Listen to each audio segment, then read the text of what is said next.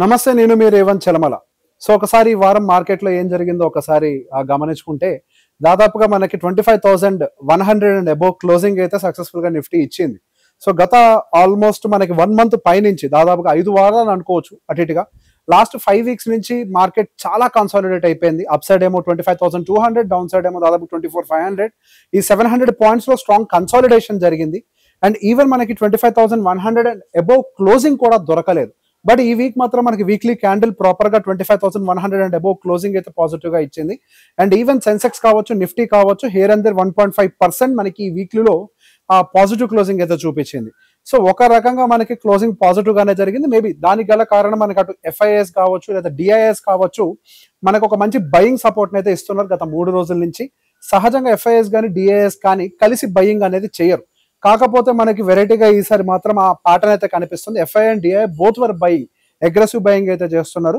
So సహజంగా మనకి ఇట్లాంటి వార్ లాంటి సినారియోస్ జరుగుతున్నప్పుడు రీటైలర్స్ అనే వాళ్ళు సహజంగా వాళ్ళకు ఉన్నటువంటి పొజిషన్స్ ని ఆఫ్లోడ్ చేస్తూ ఉంటారు. వాళ్ళకి మేబీ లిక్విడిటీ దొరకకుండా ఉండొచ్చు, దాని అడ్వాంటేజ్ గా తీసుకొని కొంతవరకు బయింగ్ ప్రెషర్ అయితే బాగానే క్రియేట్ చేశారు. కాకపోతే ఇక్కడ ప్రశ్న, మనం నిజంగానే 25,100 అండ్ అబోవ్ క్లోజింగ్ ని మనం నమ్మాలా నమ్మద్దా, ఇదే ఒక పెద్ద ప్రశ్న. సో దీన్ని నమ్మాలా నమ్మద్దా అనేది మనకి జూలై ఒక సమాధానాన్ని అయితే క్లియర్ గా చెప్తుంది. ఒక రకంగా మనం అనుకున్నట్టుగా ఇందాక ఒక 4-5 వారాల నుంచి ఒక స్ట్రాంగ్ కన్సాలిడేషన్ మార్కెట్ లో ఉంది. ఐదర్ సైడ్ బ్రేక్అవుట్ అయితే జరగాలి. And yes, there is a very high probability also మనకు అప్సైడ్ బ్రేక్ జరగడానికి. కాకపోతే అప్సైడ్ బ్రేక్ అవుతుందా లేదా అనేది మాత్రమే కొద్ది క్వశ్చన్ మార్క్ గా ఉంది. సో నెక్స్ట్ వీక్ సహజంగా కొంతవరకు మనకి రిజల్ట్స్ రిలేటెడ్ యాంటిసిపేషన్స్ ఉంటాయి కదా, ఎస్టిమేట్స్ ఉంటాయి. ఆ ఎస్టిమేట్స్ ని బేస్ చేసుకొని కొంతవరకు స్పెక్యులేషన్ తోటి మార్కెట్ అయితే కొద్దిగా ప్రైస్ యాక్షన్ క్రియేట్ చేస్తుంది. సో నెక్స్ట్ వీక్ ఒకవేళ ఏదైనా అప్సైడ్ బ్రేక్ వచ్చినా కానీ నేను పెద్ద పాజిటివ్ గా నేనేదో తీసుకోను. అది ఎందుకంటే మనకి సాలిడ్ ఎవిడెన్స్ ఉండాలి. అంటే మనకి కంపెనీలు పోస్ట్ చేసేటువంటి నెంబర్స్ క్లియర్ గా పాజిటివ్ గా పోస్ట్ చేయనంత వరకు మిగతాదంతా స్పెక్యులేషన్ యాక్టివిటీయే. కాబట్టి 1-2% హియర్ అండ్ దేర్ ప్రాఫిట్ వచ్చినా కానీ లూజ్ అవడం, అంటే అది అప్సైడ్ మూవ్ అయినా కానీ మనం తీసుకోకుండా ఉండడానికి కూడా నేనైతే ఓకేగానే అనుకుంటాను. So we have to wait. However July దగ్గరకు వచ్చింది, ఇంకొక వారం ఉంటే జూన్ అయిపోతుంది. సో జూలైలో హవెవర్ మనకు క్లారిటీ వస్తుంది ఎటువైపు ఉంటుంది అనేది. అండ్ దాంతో పాటుగా మార్కెట్లో ఈ వారం చాలా యాక్టివిటీస్ అయితే జరిగాయి, గ్లోబల్ యాక్టివిటీస్ అయితే. ఒకవైపు మనకి ఫెడ్ రిలేటెడ్ యొక్క అవుట్పుట్ కూడా వచ్చింది, ఎఫ్ఐఎంసీ మీటింగ్ యొక్క అవుట్పుట్. వాళ్ళు దాదాపుగా ఇంట్రెస్ట్ రేట్ కట్స్ చేస్తారేమో అని అనుకున్నాం. ఒకవైపు ట్రంప్ సైడ్ నుంచి విపరీతమైన ప్రెషర్ మనకి ఫెడ్ చైర్మన్ మీద ఉంది. ఇన్ఫాక్ట్ ఈసారి కూడా ఆయన ఇంట్రెస్ట్ రేట్స్ ని పాస్ చేయడం అనేది ఇంకా ఆయనకి ఒక రకంగా ఇంకో ప్రాబ్లమ్ ని క్రియేట్ చేస్తుంది. ఎవరికి? మనకి ట్రంప్ గారికి. ఆయన క్లియర్ గా అంటున్నారు, హీఈస్ మిస్టర్ లేట్, నాకు కూడా పవర్ ఉంటే బాగుండు, నేను ఇమీడియట్ గా కట్ చేస్తాను అని చెప్పేసి. కాకపోతే ఇక్కడ ఫెడ్ చైర్మన్ గారి దగ్గర నుంచి కూడా ఇంకొక కామెంటరీ వినపడుతుంది. యుఎస్ ఎకానమీ అంత సర్టన్ గా అయితే లేదు, అన్సర్టనిటీస్ ఇంకా ఉన్నాయి. మనకి టారిఫ్ రిలేటెడ్ టెన్షన్స్ ఇంకా క్లియర్ కానంత వరకు కూడా ఎటువంటి డెసిషన్స్ తీసుకోలేమని చెప్పి వాళ్ళు మాట్లాడుతున్నారు. ఈవెన్ వాళ్ళు జీడిపి ఒక ఫోర్కాస్ట్ తగ్గించారు, ఇన్ఫ్లేషన్ ఒక ఫోర్కాస్ట్ పెంచారు. సో ఇదంతా కూడా ఇంకా అన్సర్టనిటీ వాళ్ళ దగ్గర ఉంది. ఈ అన్సర్టనిటీ పెట్టుకొని మేము ఇంకా ఇంట్రెస్ట్ రేట్ కట్స్ అంటూ చేశాము అని అంటే ఇన్ఫ్లేషన్ పెంచి మరింతగా ఎకానమీని వీకెన్ చేస్తుందని ఒక భయం అయితే క్లియర్ గా కనపడుతుంది. వాళ్ళ కాన్సెప్ట్ చాలా సింపుల్. ఇప్పుడు ఈయన టారిఫ్లు పెంచాడు అనుకోండి, రేపు క్లారిటీ రాకుండా ఇంట్రెస్ట్ రేట్ తగ్గించారు, మార్కెట్లోకి డబ్బులు సర్క్యులేషన్ లోకి వెళ్తాయి, ఆయన టారిఫ్ పెంచుతాడు. ఈ టారిఫ్ పెంచడం వల్ల ఏం జరుగుతుంది? సహజంగా ఒక 100 రూపాయలు కొనాల్సినటువంటి ఐటమ్ 120 రూపాయలు 130 రూపాయలకు వెళ్తుంది. ఆ భారాన్ని ఎవరు మోస్తారు? అక్కడ ఉన్నటువంటి కన్స్యూమర్స్ మోస్తారు. సో ఆటోమేటిక్గా మనకి ఇన్ఫ్లేషన్ అనేది షూట్ అవుతుంది. అది ఏ కంపెనీ కానీ డిస్ట్రిబ్యూటర్ కానీ తీసుకోడు. సో ఈ భయాలతోటే కొంతవరకు ఆయన ఫెడ్ చైర్మన్ గారు ఇంట్రెస్ట్ రేట్స్ కి సంబంధించిన డెసిషన్స్ పోస్ట్ పోన్ చేస్తున్నారు. మరొక వైపు క్రూడ్ ఆయిల్ ఒకటి ఇంక్రీజ్ అవుతుంది, అది Israel and Iran related war వల్ల దాదాపుగా $10 పర్ బ్యారెల్ రేట్ ఇంక్రీజ్ అనేది జరిగింది. సో గోయింగ్ ఫర్దర్ ఈ ఇష్యూ కూడా ఎస్కలేట్ అవుతుంది అనుకోండి, యుఎస్ కనుక అందులో పార్టిసిపేట్ చేసింది అనుకోండి, అండ్ వాళ్ళ డెప్ట్ ఇష్యూ ఇంకా మరింతగా పెరిగే అవకాశాలు కూడా ఉంటాయి. బట్ ఇప్పటికైతే ఆ ఇష్యూ ఇంకా ఎస్కలేట్ అవుతుందనంటే పెద్దగా అయితే మార్కెట్లు పట్టించుకోవట్లేదు. ఈవెన్ గోల్డ్ కూడా పెద్దగా దాన్ని పట్టించుకోవట్లేదు. ఇన్ఫాక్ట్ క్రూడ్ ఆయిల్ ఏ $100 వెళ్ళిపోతుందని అంటే కేవలం ఒక $10 పెరిగి ఒక 70 దగ్గర ఒకటి ఆగిపోయినట్టుంది. సో ఇప్పటికైతే మార్కెట్ దాన్ని సీరియస్ గా తీసుకోవట్లేదు, అక్కడ ఫైట్ సీరియస్ గా జరుగుతున్నప్పటికీ. ఇది ఎప్పుడు సీరియస్ అవుతుంది అని అంటే అటు ఇజ్రాయెల్కి కానీ ఇరాన్కి కానీ వేరే కంట్రీస్ వచ్చి సపోర్ట్ ఇచ్చినట్లయితే ఇష్యూ పెద్దదవుతుంది. వాళ్ళిద్దరే ఫైట్ చేసినంత వరకు ఇష్యూ అయితే పెద్దదయ్యే అవకాశాలు ఎక్కువగా అయితే లేవు. ఇజ్రాయెల్ పాయింట్ ఆఫ్ వ్యూలో మాత్రం అమెరికా సపోర్ట్ చేస్తాము, మేము మిలిటరీని డిప్లాయ్ చేయడానికి ఆల్రెడీ సైన్ కూడా చేశాను అని చెప్పిన తర్వాత నిన్న రాత్రి వచ్చి సడన్ గా మళ్ళీ ఒక 2 వీక్స్ టైంలో మేము డెసిషన్ తీసుకుంటాము, మా మిలిటరీ అక్కడ మూవ్ అవ్వాలా లేదన్న మాట కూడా చెప్పారు. సో బేసిక్గా ఇప్పుడు యుఎస్ కూడా యుద్ధాన్ని ఎఫోర్డ్ చేసేటువంటి పరిస్థితుల్లో లేదు. వాళ్ళు యుద్ధాన్ని ఎఫర్ట్ చేయాలి అంటే ఇప్పుడు ఆల్రెడీ వాళ్ళు డెప్ట్ రిలేటెడ్ ఇష్యూస్ వాళ్ళు ఫేస్ చేస్తున్నారు. వాళ్ళ కంట్రీ ఎకానమీ సక్రమంగా లేదు, ఆల్రెడీ ఇంట్లో సమస్యలు పెట్టుకొని వాళ్ళు బయటికి వెళ్ళి ఏదో చేస్తారో అన్న కండిషన్ లేదు. సో ముందుగా ఆయన ఒక అడుగు దూకుడుగా ప్రవర్తించినా మళ్ళీ వెనక్కి తగ్గారు. సో గోయింగ్ ఫర్దర్ ఈ ఇష్యూ అనేది వేరే కంట్రీస్ ఇన్వాల్వ్మెంట్ లేకుండానే, అంటే war point of view involvement లేకుండా మేబీ సెటిల్ అయ్యే ప్రయత్నం అయితే చేస్తారు.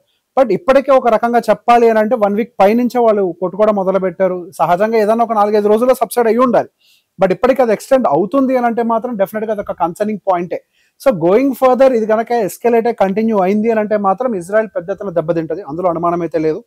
ఇరాన్ దగ్గర ఉండేటువంటి మిలిటరీ పవర్ ఇజ్రాయెల్ దగ్గర లేదు. ఇజ్రాయెల్ పవర్ అంతా కూడా అమెరికా దగ్గర నుంచే ఉంటుంది. అమెరికా మౌనంగా ఉంది అని అంటే మాత్రం ఇజ్రాయెల్కి కొంతవరకు ప్రాబ్లం పెరిగే అవకాశాలు ఎక్కువగానే ఉన్నాయి. So going further America support చేసింది అని అంటే మాత్రం డెఫినెట్గా ఇరాన్కి కూడా వేరే కంట్రీ సపోర్ట్ కింద వస్తాయి. అప్పుడు అమెరికా కూడా దెబ్బతింటుంది, ఆర్థికంగా దెబ్బతింటుంది. ఇప్పుడు ఈవెన్ టారిఫ్ రిలేటెడ్ ఇష్యూస్ ఇంకా సర్టన్ అంటే ఇంకా క్లియర్ కాకముందే మళ్ళీ దేశాల మధ్యలో ఈ సమస్యలు పెరిగాయని అంటే ఈవెన్ టారిఫ్ రిలేటెడ్ ఇష్యూస్ కూడా మళ్ళీ కొత్తగా లైమ్లైట్లోకి వస్తాయి. అండ్ ఇది ఒక్కటే కాకుండా ఈవెన్ ఇరాన్ కూడా వార్న్ చేస్తుంది, మేము రెడ్ సీని బ్లాక్ చేస్తాము అని చెప్పేసి. అప్పుడు ట్రేడ్ అన్సర్టనిటీ పెరుగుతోంది. సహజంగా ఇటువంటి యుద్ధాలు జరుగుతున్నప్పుడు మిడిల్ ఈస్ట్ లో ఆర్థికంగా కొంతవరకు జనాలు కూడా వీక్ అవుతారు కాబట్టి డిమాండ్ తగ్గుతుంది. ఆ డిమాండ్ తగ్గటం వల్ల ఈవెన్ ఇండియా నుంచి వెళ్లాల్సినటువంటి మెటీరియల్ కూడా కొంతవరకు సప్లై తగ్గుతుంది. దానివల్ల ఇండియన్ ఎక్స్పోర్ట్స్ కి కూడా కొంతవరకు ఇంపాక్ట్ పడే అవకాశాలు ఉంటాయి. అదొకటే కాదు, గ్లోబల్ ట్రేడ్ కూడా కొంత ఇంపాక్ట్ అయ్యే అవకాశాలు ఉంటాయి. రెడ్ సీని బ్లాక్ చేశారు అని అంటే షిప్స్ అన్ని కూడా రీరూట్ అయ్యి లాంగ్ డిస్టెన్స్ తీసుకోవాల్సి వస్తుంది. దానివల్ల ఇంటూ 2 times ఇంటూ 3 times వరకు కూడా కాస్టింగ్ పెరిగే అవకాశాలు ఉంటాయి. And even crude oil price పెరుగుతుంది కాబట్టి షిప్పింగ్ కాస్ట్ దానివల్ల ఇంకా పెరుగుతుంది. అండ్ దాంతో పాటుగా అన్సర్టనిటీ పెరుగుతుంది, సెక్యూరిటీ షిప్స్ కి తగ్గుతుంది కాబట్టి ఇన్సూరెన్స్ కాస్టింగ్ పెరుగుతుంది. ఇవన్నీ ఇష్యూస్ ఉన్నాయి. అండ్ దాంతో పాటుగా ఇండియా దాదాపుగా రైస్ అయి ఉండొచ్చు, లేకపోతే ఫ్రూట్స్ అయి ఉండొచ్చు, ఇవంతా కూడా ఈవెన్ టీ, ఇదంతా కూడా కొంతవరకు మనకి మిడిల్ ఈస్ట్ వైపు ఎక్స్పోర్ట్స్ కొంత ఎక్కువగానే చేస్తూ ఉంటాం. దానివల్ల అది కొంత డిస్టర్బ్ అవుతుంది. ఆల్రెడీ నిన్న మొన్న ఢిల్లీలో ఆ సమస్యలు చూస్తున్నాం. రైస్ రిలేటెడ్ ఎక్స్పోర్ట్స్ కొంతవరకు వీక్ అవ్వటం వల్ల అక్కడ రైతులు కూడా ఇబ్బంది పడుతున్నారు అని చెప్పేసి. సో ఈవెన్ ఇదంతా కూడా అన్సర్టనిటీస్ అని కొన్ని క్రియేట్ అవుతాయి. ఇది మనకి బ్రాడర్ రేంజ్ మార్కెట్ ఇంపాక్ట్ చేస్తుంది అని అంటే కొన్ని సెక్టార్స్ వరకు ఈ ఇంపాక్ట్ అనేది పరిమితం అయ్యే అవకాశాలు ఉంటాయి. సో దానివల్ల మనకేమన్నా మంచి జరిగే అవకాశాలు ఉన్నాయని అంటే ఒకే ఒక మంచి జరుగుతుంది, అదేంటి అని అంటే ఇన్ఫ్లేషన్ కూల్ ఆఫ్ అవుతుంది. సహజంగా when there is more supply and lesser demand, అంటే ప్రపంచవ్యాప్తంగా ఆర్డర్స్ ఏమి రావట్లేదు, మన దగ్గర ఎక్కువ మెటీరియల్ ఉంది అని అంటే ఇండియన్ డిమాండ్తో కంపేర్ చేస్తే సప్లై అనేది ఎక్కువగా ఉంటుంది. సో సహజంగా అటువంటి కండిషన్ ఇన్ఫ్లేషన్ అనేది కూల్ ఆఫ్ అయ్యే అవకాశాలు ఉంటాయి. కానీ బట్ బ్రాడర్ పర్స్పెక్టివ్ లో చూస్తే మనకి గిట్టుబాటు ధర అనే పాయింట్ ఆఫ్ వ్యూ ఉంటుంది కదా, అది దెబ్బతినే అవకాశాలు ఎక్కువగా ఉంటాయి. సో అది ఆ ఎక్స్పోర్ట్స్ అనేది ఆగటం అనేది డెఫినెట్గా ఏ కంట్రీకి మంచిది కాదు. ఇండియన్ ఇన్ఫ్లేషన్ కూల్ ఆఫ్ చేయడం కోసం దాన్ని తగ్గించుకోవడానికి పాయింట్ కాదు. బట్ అక్కడ వాళ్ళ అన్సర్టనిటీస్ కూల్ ఆఫ్ అవ్వకపోతే ఒక డిమాండ్ తగ్గుతుంది, రెండోది వచ్చేసరికి మనం షిప్పింగ్ కూడా చేయలేం. సో ఈ 2 సమస్యలు కొంతవరకు ఇబ్బంది పెట్టే అవకాశాలు కొద్దిగా ఎక్కువగానే ఉన్నాయి. సో ఓవరాల్ గా చూసుకున్నప్పుడు కొంతవరకు ఈ వార్ అనేది ఎంతో ఎంతో ఇంపాక్ట్ అయితే చూపిస్తుంది. బట్ బ్రాడర్ మార్కెట్ ని ఎంటైర్ మార్కెట్ ఇంపాక్ట్ చేసేంత పెద్దది కాదు, వేరే కంట్రీస్ ఇన్వాల్వ్ కానంత వరకు. ఒకవేళ ఇన్వాల్వ్ అయితే సమస్యలు పెరిగే అవకాశాలు ఉంటాయి. అండ్ అదే విధంగా ఒకసారి మనము సహజంగా ఓపెన్ ఇంట్రెస్ట్ డేటా ప్రకారం కూడా మనం మార్కెట్ అనలైజ్ చేస్తూ ఉంటాం కదా. సో ఓపెన్ ఇంట్రెస్ట్ డేటాను మనం గమనించినప్పుడు కొంతవరకు బయర్స్ అయితే కొద్దిగా స్ట్రెంత్ అయితే చూపించే ప్రయత్నం చేస్తున్నారు. బట్ నేను ఇంకా కాన్ఫిడెంట్ గా అయితే లేను. 25,200 అబౌవ్ సాలిడ్ గా వీక్లీ క్యాండిల్ క్లోజ్ అవ్వనంత వరకు, అంటే వచ్చే వారం క్లోజింగ్ కంప్లీట్ గా రానంత వరకు మనం దాన్ని పెద్దగా అంటే పాజిటివ్ గా తీసుకోలేము. ఇన్ బిట్వీన్ ఏమైనా ఫేక్ బ్రేక్అవుట్స్ వచ్చినా నేను పెద్దగా ఏం దాన్ని పట్టించుకోను. ఎందుకంటే హవెవర్ మనకి ఇంకొక వారం పోతే రిజల్ట్స్ అయితే రాబోతున్నాయి. వచ్చిన రిజల్ట్స్ ని బట్టి నిర్ణయం తీసుకోవచ్చు కదా. మరొక వారం ఆగితే జూలైలో మనకి Q1 రిజల్ట్స్ అనేవి డెలివర్ అవుతూ ఉంటాయి. కంపెనీ యొక్క నెంబర్స్ ని బేస్ చేసుకొని మనం ఒక డెసిషన్ తీసుకోవచ్చు. ఇప్పుడు చూసినా కానీ ఇన్ఫాక్ట్ ఇప్పుడు మార్కెట్ పెరిగిన దాంతో ఇన్ఫాక్ట్ పీఈ కూడా సహజంగా కొంత పెరుగుంటుంది కదా. దాదాపుగా 23 దాకా కూడా మళ్ళీ పీఈ వచ్చింది. కంపెనీ యొక్క నంబర్లు కనుక బాగున్నట్లయితే 22 పీఈ అనేది మార్కెట్ ని ఓకే సపోర్ట్ చేసే పీఏ, ఓవర్ వాల్యుయేషన్ అనడానికి ఏం లేదు. బట్ గోయింగ్ ఫర్దర్ మనకి కొంతవరకు పీఈ కూల్ ఆఫ్ అవుతుంది. అంటే మంచి నెంబర్లు పోస్ట్ అయితే ఏమవుతుంది, ఎర్నింగ్స్ అడ్జస్ట్ అవుతాయి. ఎర్నింగ్స్ అడ్జస్ట్ అయినప్పుడు పీఈ అడ్జస్ట్మెంట్ జరిగి కొంతవరకు అప్ సైడ్ ర్యాలీని పొటెన్షియల్ గా సపోర్ట్ చేస్తుంది. సో మన నెంబర్స్ ని ఎక్కువగా ఫోకస్ చేయాల్సిన అవసరం ఉంది. ఇన్ బిట్వీన్ అటో ఇటో వాలటాలిటీ ఉంటూనే ఉంటుంది, ఇంట్రాడే బేసిస్ న్యూస్లు వస్తూనే ఉంటాయి, జియో పొలిటికల్ టెన్షన్స్ వస్తూ పోతూనే ఉంటాయి. కంపెనీల యొక్క నంబర్ల మీద కొంత ఎక్కువ ఫోకస్ చేసినట్లయితే మంచి ఇన్వెస్ట్మెంట్ ఆపర్చునిటీస్ దొరికే అవకాశాలు ఉంటాయి. So going further next week అయితే కొంతవరకు మనకి కార్పొరేట్ నంబర్స్ కి సంబంధించినటువంటి ఎస్టిమేట్స్ దృష్టిలో పెట్టుకొని మార్కెట్లో స్పెక్యులేషన్ యాక్టివిటీ జరుగుతూ ఉంటుంది. సో ఎటు బ్రేక్స్ జరిగినా కానీ దాన్ని పెద్దగా పట్టించుకొని నెంబర్స్ వచ్చిన తర్వాత ఒక సాలిడ్ డెసిషన్ తీసుకోవడం మంచిదని నేను నమ్ముతున్నాను. Thank you very much.